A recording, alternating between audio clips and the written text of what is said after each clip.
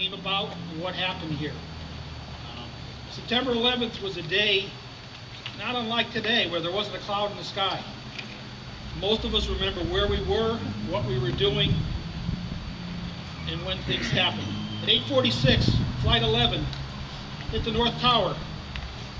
Most of us at that time, when we found out about it, thought that it was a terrible accident, and how could a plane hit a building so large on such a clear day. At 9:03, when Flight 175 hit the South Tower, then the Pentagon, and the plane crashed in western Pennsylvania, we all wondered what happened. Most of us witnessed the towers when they collapsed. It's been played over and over again, and I doubt there's anybody present that hasn't seen it at least once. Many people lost their lives that day. Most importantly, one of our local residents, Mr. Bruce Eagleson, who was 53 years old, perished at the South Tower. Also that day, 277 people lost their lives. Of them, 343 members of the Fire Department of New York, 23 members of the New York Police Department, and 37 members from the Port Authority Police. Today, we are also honored to have with us Mr. Lou Francesco. He is a retired member of the New York Fire Department, and we welcome him. This project started in September of 2009. The September 11th Families Association, through the Port Authority of New York, offered pieces of the World Trade Center for display in public and to local organizations.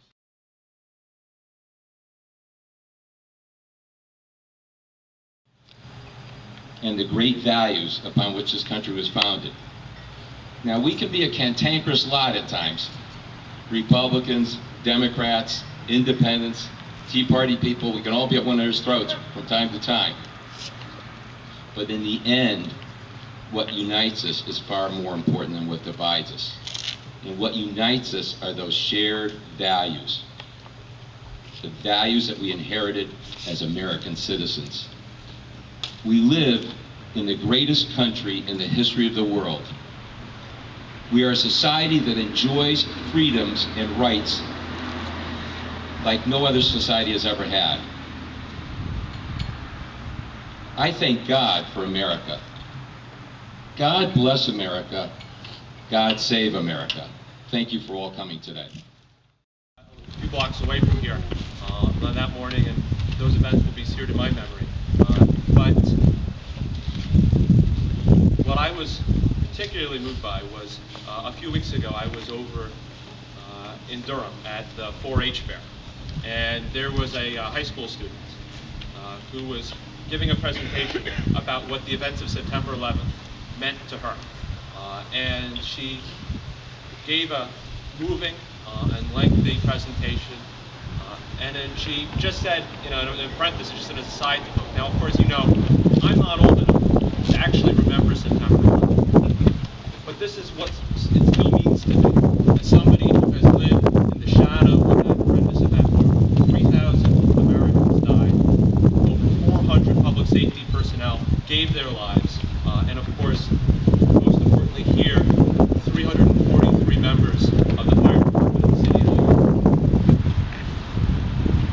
The event was a horrible tragedy. It was a horrendous crime, and over 100,000 Americans are fighting today to keep us.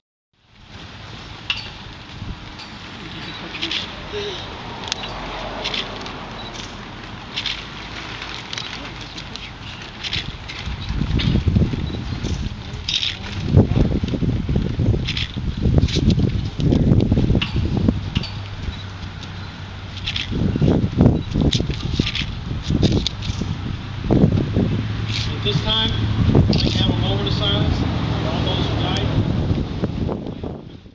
For us to appreciate, for us to notice, not just the extraordinary heroism of men and women in uniform who do the opposite of what everyone else does, who run into a burning building, who run towards danger, but who do it not just during horrible terrorist attacks like September 11th, but who do it on a day-to-day basis, who do it without thanks, who do it as a normal job, or in some cases because they want to volunteer their time and their service to their communities. I think this country on September 11th noticed.